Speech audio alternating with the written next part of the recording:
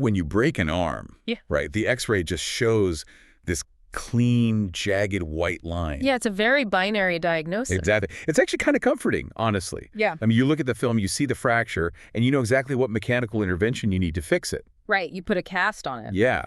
But when you step into the world of trauma, of invisible wounds, survivor's guilt, just that profound psychological dislocation, well, that diagnostic machine completely shatters. Because you can't exactly put a cast on a shadow. Right. You can't prescribe a brace for an absence. Mm-hmm. And in Amelia Atwater-Rhodes' Token of Darkness, the deep dive we're doing today, those shadows literally have teeth. They absolutely do. And, the genius of the source material is how it forces us to reconsider the physics of those invisible wounds. Mm-hmm. Because we usually treat grief and trauma as abstract concepts, right? Things that exist purely within the neurochemistry of the individual. Just in your head. Exactly. But Atwater-Rhodes externalizes them. She gives them mass, agency, and a terrifying hunger. Yeah, she really does. And before we even get into the mechanics of Cooper's trauma or, the specific supernatural laws of this universe, we really have to look at the meta-context. Oh, the dedication. Yes. The author lays bare the entire thematic architecture right there in the dedication. She dedicates the book to two unnamed individuals who passed away. One was a close friend, and the other was a complete stranger. Which is such a staggering implication when you think about it. Right. Because grieving a close friend is universally understood. We all get that. But grieving a stranger, she writes, and I'm quoting here, we can never realize what effect we have on others, even those we have never met. That single sentence is basically the gravitational center for the whole narrative. It really is. It's this assertion that human beings are tethered together by these invisible threads, that our actions, our pain, or even our absence can create these shockwaves that alter the trajectory of people we haven't even been introduced to. It's basically a literalization of the butterfly effect, but applied to human emotional resonance. Yeah, exactly. And if we accept the premise of that dedication, it means isolation is kind of an illusion. I mean, we are constantly absorbing and radiating psychological influence. Right. And creatively, the genesis of this specific story actually mirrors that intense, kind of pressurized emotional state. Oh, you mean the NaNoWriMo connection? Yeah. So Cooper, the protagonist, he was the product of a National Novel Writing Month session back in 2007. The author basically wrote 50,000 words in 30 days just to break through this paralyzing wall of writer's block. I always find that so fascinating when the actual production constraints of a piece of art bleed into the art itself. Right, because a 30-day sprint to write 50,000 words, it requires this total suspension of the internal editor. You're effectively forcing your subconscious right onto the page. Exactly, without giving your prefrontal cortex any time to sanitize it. And you can feel it in the text. That frenetic, claustrophobic pacing is just baked right into the DNA of the story. Yeah, Cooper's internal monologue feels way less like a traditional narrative and more like the desperate pacing of a trapped animal. Which she masterfully anchors with the epigraph. Yes, the Edgar Allan Poe connection. Right, so to contrast that frantic creative energy, she uses Poe's The Raven. She zeroes in specifically on the stanzas about peering into the darkness, the silence, the whispered word, and the immovable nature of the raven just perched above the door. Right, because Poe's narrator is just begging for an explanation. Mm-hmm. He wants closure or even just a distraction, and the universe just responds with this static, mocking presence. The raven is the inescapable reality of loss. I mean, it doesn't attack him, right? It just refuses to leave. Precisely. Poe's work is like the quintessential examination of grief as an invading entity. And Atwater-Rhodes is signaling her intent from page 1. She's taking Poe's metaphorical manifestation of haunting, where the mind conjures a presence to represent an absence, and she's translating it into a biological and magical reality. So the haunting isn't just confined to the psyche anymore. No, the haunting can alter room temperature, it can cast a shadow. So for everyone listening, think about the unseen weights you carry. The unspoken fears, the unresolved tensions, those memories you actively suppress every single day. We manage them by keeping them invisible. Right, we tuck them away in the psychological basement. But what happens when the basement floods? What happens when those suppressed elements acquire a physical form, when the things we refuse to look at start looking back at us? Well, the prologue wastes absolutely no time answering that. I mean, we completely bypass any gentle exposition, and we are immediately submerged in Cooper's nightmare. Oh man, that nightmare sequence. Yeah, where the darkness is not just an absence of light, it's an active, predatory ecosystem. The text actually tells us the darkness is alive and hungry. It behaves like ivy, right? Correct. Twisting and constricting, and it snaps like wild dogs. The fluidity of it is really what makes it so disturbing. I mean, if you are fighting a physical monster, there are biomechanical rules.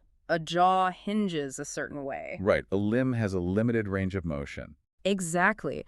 But Cooper is fighting this nebulous concept that has basically assumed physical properties. And he isn't even the primary target initially. No, the shadows are tearing apart that faceless girl. Yeah, and he throws himself into the swarm to try to pull her together. And the transition from that abstract terror to him actually waking up, it's such a profound depiction of trauma. He feels himself being, quote, yanked backward into a shell that was too small. That specific phrase, a shell that was too small, it really warrants some serious psychological scrutiny. Go into that a bit. Well, on a physiological level, Cooper is surviving the aftermath of an 8-car pileup. Which is insane. Right, his body is entirely shattered, but neurologically, he is experiencing a profound disruption of his body schema. His body schema. Yeah, so our brains maintain this constant subconscious map of our physical dimensions, our capabilities, our spatial relationship to the world around us. Okay, so knowing where your limbs are without looking at them. Exactly. And before the accident, Cooper was an elite athlete. He was a fast receiver. Right. So his body schema was really expansive.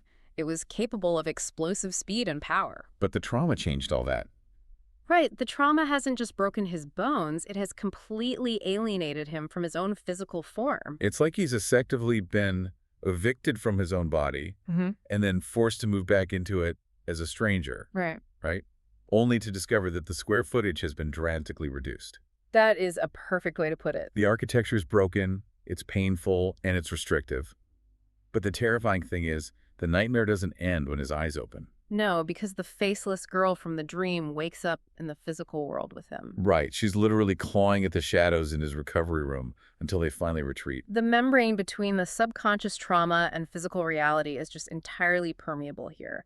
The thread has basically breached containment. And the psychological coping mechanism Cooper uses to deal with this breach is so fascinating to me. We immediately cut to 4:30 a.m. in his father's bakery. Yeah, he is systematically slicing apples and just waiting to knead dough. It is the sharpest possible contrast to those nebulous, snapping shadows. Because baking is chemistry. Oh, absolutely. It's rigid, it's predictable, it's entirely bound by the laws of thermodynamics. If you measure the ingredients correctly, if you control the temperature, the dough will rise. It's an exertion of absolute microcontrol in response to this massive macro instability in his life. Exactly. It's tactile grounding. You see this a lot. Trauma patients often suffer from dissociation, right? They feel untethered from reality. So the mechanical repetition of the knife, the physical resistance of the dough, the ambient heat of the ovens, these are intense sensory inputs. They confirm to his nervous system that the physical world still exists and it still follows rules. Except the physical world in this universe is profoundly broken. Right. Because Samantha is sitting on the counter. Yeah, the ghost. And her mere presence just totally shatters that illusion of control. We really need to analyze Samantha's presentation because it operates in direct opposition to everything Cooper is experiencing. It really does. He's living this muted, gray, hyper-controlled existence, and she is just a visual and auditory riot. She completely rejects the classical iconography of a haunting. I mean, there are no flowing white nightgowns here. No sorrowful moans. Exactly. She has these teal streaks in her blonde hair. She has prismatic eyes that actually induce a headache if you look at them for too long. Yeah, and her outfit is insane.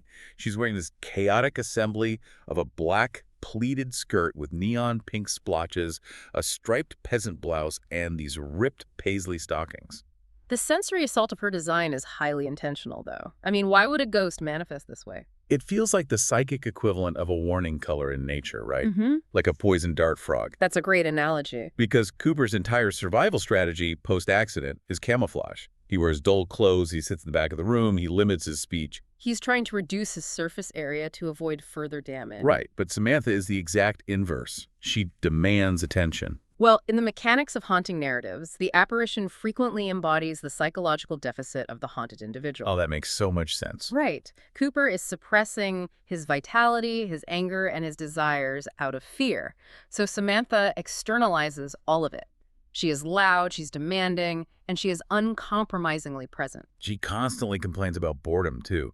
She absolutely refuses to allow him to fade into the background. Paradoxically, this dead girl is the only force actively preventing Cooper from achieving complete emotional death. Which perfectly brings us to her insane request. The golem. Yes, she startles him while he's slicing apples. She literally makes him cut himself, by the way, because she has decided she wants a body, and she just expects him to build her a necromantic golem out of clay. And she is so completely casual about it. Just, check out a book, get some clay, perform a dark ritual, whatever. Right. But her motivation for this request is the crucial element here. In a lesser narrative, the ghost wants a body to seek revenge against their murderer, or, I don't know, to finish some grand, unresolved destiny. Right, but Samantha just wants to curl up on a cold night, wrapped in a blanket, with a mug of raspberry hot cocoa. That detail is so good. It changes everything about how we understand her character and the nature of the supernatural in this world. It really grounds the esoteric magic system in acute human yearning. Because when an individual is stripped of their existence, they don't necessarily mourn the grand ideological concepts, right? No, they mourn the mundane things. Exactly. Tactile warmth, the complex flavor profile of raspberry and chocolate, the feeling of physical weight under a blanket. And Samantha's desire just highlights the tragedy of Cooper's current state.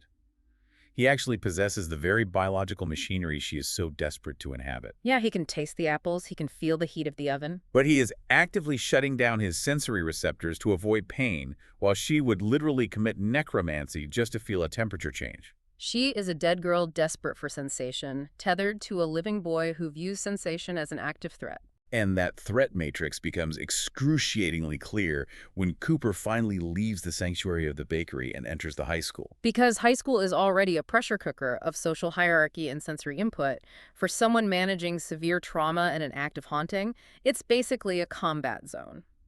We have to evaluate the sheer magnitude of loss Cooper is carrying into those hallways. I mean, identity during adolescence is primarily scaffolded by external markers, right? Right. Peer validation, physical capability, autonomy. And the 8-car pileup just eradicated all of those pillars simultaneously. The loss of his 1993 Dodge Colt hatchback is a prime example of this. Yeah, the car had what, 100,000 miles on it? At least. But the text associates it explicitly with freedom. A car for a teenager is sovereign territory. It's the ability to dictate your own environment, to leave when you feel overwhelmed. Losing the car means losing the ability to retreat on his own terms. Exactly. Yeah. And he even refuses to drive his father's car. He prefers punishing himself by walking in the rain. Add to that the loss of his physical prowess as a receiver and the severing of his relationship with his best friend, John. He is navigating an environment that has been completely stripped of his former defenses. And this vulnerability is violently exposed during the English class scene. Oh, the classroom scene is so tense. Right. He is hiding in the back row, just trying to remain invisible during a discussion on the color purple when his cell phone rings. And the narrative describes it as a screaming jangle of noise. His reaction to that is just a masterclass in depicting the neurobiology of PTSD. He doesn't just flinch. His chair crashes backward to the floor. He is sweating, shaking, and his heart rate spikes so drastically it creates this roaring in his ears that completely drowns out the classroom murmurs. What we are witnessing there is the total hijacking of the amygdala. Right. The sudden, sharp auditory stimulus of the ringtone completely bypasses the prefrontal cortex, which is the logical reasoning center of the brain. Because the prefrontal cortex would just say, hey, it's a harmless phone. Exactly. But the amygdala, which has been hypersensitized by the crash, processes that sudden noise as the screech of tearing metal. It hears the impact of the multi-car collision. So his nervous system just instantaneously initiates a full fight-or-flight cascade. Yes. His body genuinely believes it is dying right there in second period. And the cruel irony of this autonomic response is that it forces him into the exact spotlight he was trying to avoid in the first place. The entire class is just staring at him. And the person staring the hardest is John, the 227-pound linebacker who used to be his best friend. Yeah. John mouths, "Are you okay?" across the room, and he tries to approach him after the bell rings. And this is where the psychological trauma and the supernatural elements undergo this terrifying fusion. This is where the physics of the shadows are finally revealed to us. Right. John attempts to bridge the gap. He fumbles through this apology saying, "Look, man, I'm sorry," and then he just hits a wall. He can't finish the sentence. he can't vocalize the rest. He can't mention the accident, the hospital, the fact that Cooper's life is destroyed while his own remains perfectly intact, so the space between them becomes pressurized with unsaid words. And the shadows feed on that pressure. The black mist from the nightmare literally seeps out of the classroom floor. It crawls up John's body, twisting around his limbs. And John can't visually perceive the shadows, but his body registers the thermal drop. Right. He gets goosebumps. He shivers and crosses his arms.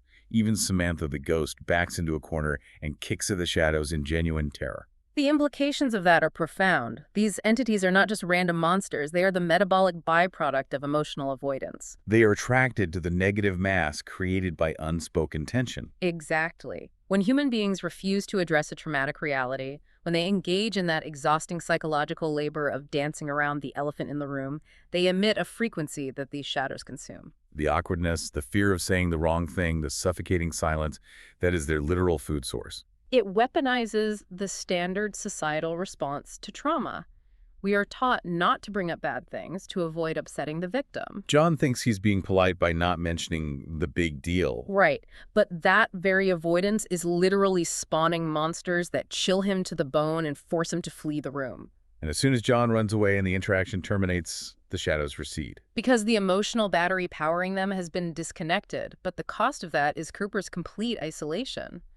The environment has now trained him that human interaction equals supernatural danger. Which perfectly explains his behavior during the deli scene. I mean, he skips school, entirely overwhelmed by the sensory and emotional input, and he runs into Delilah. Delilah is fascinating because she defies the structural role she occupies. Yeah, she's the head cheerleader, but she builds drama sets and works in the photography darkroom. She is comfortable navigating disparate social ecosystems. And her approach to Cooper is a radical departure from John's. John projected his own discomfort onto Cooper. Delilah simply claimed space. She notes his absence without demanding an explanation. Right. She orders her basil mozzarella sandwich, tells him they are eating outside, and just leaves an open invitation. Cooper will join us if he has the time. There is zero pressure. She doesn't use that pitying tone at all. But Cooper still can't accept the invitation. He feels his diminished self standing next to her magazine-perfect aesthetic. And this is where the radioactive containment strategy becomes so clear. Cooper views his trauma and the subsequent haunting as a literal biohazard. He builds these lead walls of isolation to ensure he doesn't contaminate anyone else. He believes he is protecting people like John and Delilah from the shadow monsters that manifest when his trauma is agitated. It's a tragic miscalculation, but it's very common in trauma survivors. They confuse isolation with quarantine. Oh, that's a powerful distinction. Quarantine protects the healthy from a pathogen. Isolation ensures the survivor slowly starves in the dark. Wow. And Samantha, operating from the perspective of someone who has already crossed the threshold of death, recognizes this immediately. She calls him a coward. She knows that human connection, breaking the silence, is the only mechanism capable of neutralizing those shadows. Absolutely. I am stuck on one tiny, brilliant detail in that deli interaction, though. Which one? So Samantha is hovering around, complaining about wanting to taste a BLT, and Delilah actually pauses. She looks up. Yes. She doesn't see Samantha, she looks right through her. But it is explicitly clear she registered a frequency. She heard something. It is a masterstroke of foreshadowing that recontextualizes her entire character. She isn't just an empathetic teenager. She possesses an inherent proximity to the supernatural. Right. This latent receptive capability that Cooper completely dismisses. He assumes her cheerleader archetype precludes any esoteric sensitivity. He tells Samantha she's crazy and just walks away. But instead of returning to the gauntlet of the classroom, he actually decides to follow through on Samantha's necromantic Gollum request. Which is how he ends up at the library. Right. And the architectural reality of the library is established before we even get to the occult section. The stairs. The stairs. The physical environment of a public building is rarely considered until mobility is compromised. Cooper arrives at the front desk, lies to Elise the librarian about attending Q-Tech to explain why he isn't in class, and he is directed to the third floor. And he just stands at the bottom of the stairwell, paralyzed. Because flat ground is manageable, but vertical elevation requires a biomechanical exertion his shattered hip just cannot handle. He is standing there, a former elite athlete, engaging in this brutal internal negotiation. He has to systematically dismantle his own pride just to ask the librarian for the key to the handicapped elevator. And the internal monologue is agonizing. He is projecting all this judgment onto Elise, assuming she views him as a lazy, entitled jock who just doesn't want to walk up 3 flights of stairs. He is absorbing the stigma of an invisible, or at least highly misunderstood, disability. He eventually secures access to the elevator, but the psychological cost of that confined space is catastrophic. The doors close, he presses the button, and the elevator chimes. Ding, ding, ding. And we are instantly ripped out of the library and thrown back into the ICU. The spatial confinement of the elevator amplifies the auditory trigger. The rhythmic electronic cadence of the chime perfectly mimics the acoustic signature of life support machinery and heart monitors. So the neurological mechanism here is identical to the cell phone in the classroom. Yes, but stripped of all external distractions. In that metal box, his brain instantaneously teleports him back to the trauma. He is surrounded by the phantom shouts of doctors, the mechanical rhythm of machines breathing for him. The library, which is universally recognized as a sanctuary of silence and safety, is basically weaponized by his own neurochemistry. He has to aggressively wrench his consciousness back to the present. He's leaning against the wall, eyes shut, just trying to override the flashback until the doors open on the 3rd floor. The sheer caloric and emotional expenditure required for him just to exist in a building is exhausting. It really is. When he finally reaches row 133, the parapsychology and occultism section, he encounters a completely unexpected variable, Brent. The meeting between Cooper and Brent is a collision of 2 highly fortified, deeply isolated systems. Cooper expects to find a stereotype, right? Yeah, a kid draped in black clothing, piercings, someone performing a caricatured aesthetic of the occult. Instead, Brent pulls back his hoodie to reveal short, spiky brown hair and a collared shirt. He looks like he belongs in a prep school, not surrounded by books on demonology. And the initial friction between them exposes the micro-societal fractures of their town. Cooper had used Q-Tech, the vocational school, as his alibi with the librarian. Right. But when he casually asks if Brent goes there, Brent's response is immediate and super defensive. He snaps back that Q-Tech kids can read and don't combust when entering a library. It highlights a pervasive classism. Brent is accustomed to the intellectual condescension of the public high school students. He anticipates being categorized as subliterate because he attends a vocational program. Cooper has to rapidly de-escalate. He reveals a genuine vulnerability. He actually wanted to attend Q-Tech to study programming and auto mechanics, but his parents vetoed it, demanding a traditional academic path.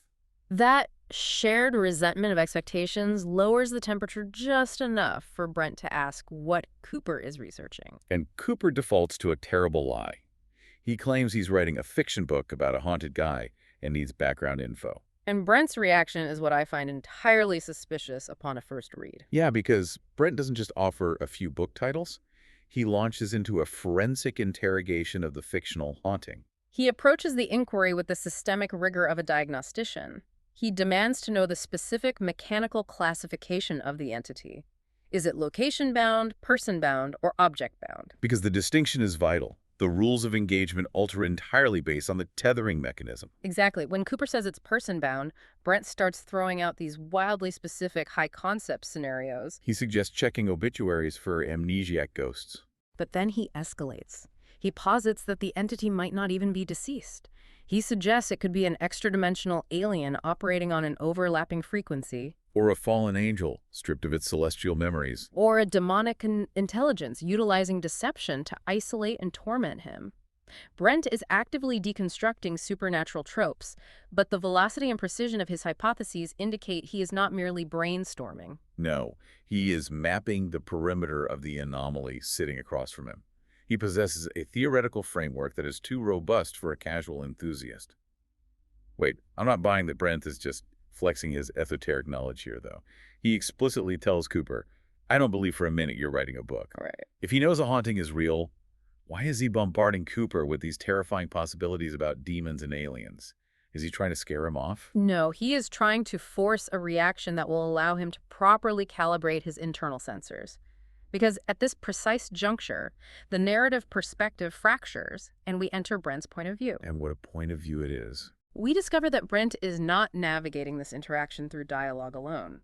Brent is a telepath. The revelation of telepathy completely reorients our understanding of the conversation. And the mechanics of telepathy in Atwater-Rhodes' universe are brilliant because They completely discard the cinematic trope of hearing clear linguistic sentences in your head. Oh, the cinematic portrayal of telepathy is essentially just a covert radio broadcast. Right. But human thought is rarely linear or linguistic. Thought is a chaotic amalgamation of memory, sensory recall, impulse, and emotion. Brent experiences telepathy as a multisensory bombardment. The text notes he uses the word hear for convenience, but he could just as accurately say he saw or tasted or felt the thoughts of others. If we look at it through the lens of neurology, Brent is basically suffering from a supernatural form of auditory processing disorder. How so? Well, the human brain utilizes a mechanism called sensory gating. We constantly filter out irrelevant stimuli, the hum of the refrigerator, the feeling of our clothes against our skin, so we can focus on what matters. Okay, I see. Brent's psychic sensory gate is completely obliterated. He lacks the filter to block the psychological exhaust of the surrounding population. It is an existence of perpetual cognitive violation. The human mind is frequently a repository for petty grievances, sudden anxieties, and dark impulses that we never intend to act upon. And Brent is forced to wade through that sewage constantly. And the vulnerability of this condition is really illustrated by the traumatic event that drove him to the library in the first place. The hospital incident. Yeah. Over the summer, while attempting to complete community service at a hospital, he was exposed to a schizophrenic patient in the throes of an active hallucination. The description of that exposure is horrifying. It wasn't just that Brent heard the patient's delusions. The text says the sheer anger and terror of those hallucinations befouled his mind and the space around him. The thoughts operated as a localized miasma, like a psychic contagion. Exactly. Brent had to flee the room, physically gagging, crippled by a migraine. He absorbed the biochemical terror of a severe psychiatric episode directly into his own nervous system. It demonstrates that telepathy without structural boundaries is not a gift. It is a literal vector for psychological infection. It completely shattered his capacity to endure public spaces. He sought refuge in the library because the social contract of a library dictates silence. People instinctively constrain their external behavior there. Right, and that behavioral suppression bleeds into their cognitive footprint. Brent observes that in the library, people keep their thoughts small, like little fluttering moths in the night. The acoustic dampening of the physical space acts as a rudimentary psychic shield. Okay, so if the baseline ambient noise in the library is a gentle fluttering of moths, what is happening when he scans Cooper? Because Cooper's mind does not sound like a moth. Not at all. Brent notes that normally the synchronized mindset of athletes is overwhelming and exclusionary, almost a hive mind frequency, but Cooper is operating on an entirely different wavelength. Brent observes a profound duality in Cooper's cognitive architecture. The conscious surface thoughts are razor-sharp, hyper-focused on the immediate interaction. But behind that focused veneer lies a massive, impenetrable wall of white noise. And whenever a stray thought, a memory of the accident, or a pulse of panic attempts to breach the surface, it is violently suppressed. And the auditory representation of that suppression sounds to Brent like the rustling of wind chimes. That wind chimes analogy is so specific. I am fascinated by it. Yeah. Because wind chimes don't ring under their own power. No, they don't. They require invisible kinetic energy, the wind to violently strike the components together. Yeah. The sound they produce is chaotic, lacking melody or syntax. It's just collisions. Right. Cooper is actively, aggressively battering away his own trauma responses. He's policing his own mind with such ferocity that the thoughts shatter before they can fully form, creating that tinkling, glassy sound. Which introduces a critical theoretical question for Brent. Is this wall of white noise and shattered thought merely the extreme psychological partitioning of a traumatized brain attempting to prevent a complete dissociative breakdown? Or, given the magical reality they exist in, has Cooper's trauma catalyzed a latent supernatural defense mechanism? Has his subconscious erected a literal psychic Faraday cage to protect his fragile sanity from external probing? Brent needs to find out. He knows Cooper isn't hallucinating. He can sense the truth of the haunting beneath the static, so he initiates what turns out to be a catastrophic diagnostic test. Yeah, he pushes too far. He asks Cooper about the origin point of the ghost. When specifically did it start? What precipitated it? This is a profound miscalculation driven by intellectual arrogance. Brent forces Cooper to deliberately direct his conscious attention toward the source of the trauma. Cooper hesitates, admitting he first saw Samantha after a nightmare, and Brent, completely oblivious to the structural integrity of the mind he is probing, asks, about what? That inquiry acts as a wrecking ball against the white noise wall. It really does. The moment Cooper's conscious mind touches the memory of the nightmare, the hungry darkness, the faceless girl, the visceral agony of waking up in a ruined shell, the suppression architecture entirely collapses. The sensory data from Brent's perspective is just overwhelming. The gentle rustling of the wind chimes instantly escalates into a screeching, slamming cacophony of noise, flashing lights, and panic. The trauma basically detonates inside Cooper's head. And because Brent is psychically tethered to him, Brent absorbs the blast wave. He bites his lips so hard he tastes blood, desperately trying to sever the connection. And realizing he has triggered a meltdown, Brent reaches out and physically touches Cooper's shoulder in this misguided attempt to ground him. The physical contact provides a conductive pathway for the accumulated psychological pressure. It triggers a violent somatic release of magical energy. Wham. Wham's right. I want to examine the physics of this magical blast because it completely redefines Cooper's capabilities. Brent touches the shoulder, Cooper snaps his head up, and his hazel eyes have turned an incandescent glowing silver. Right. Brent experiences the sensation of being struck by a massive kinetic force. He feels himself flying backward through the air, his brain anticipating the bone-breaking impact against the library shelves. But the impact never occurs. Because the kinetic translation was entirely internal, Brent never physically moved from his cross-legged position on the floor. Exactly.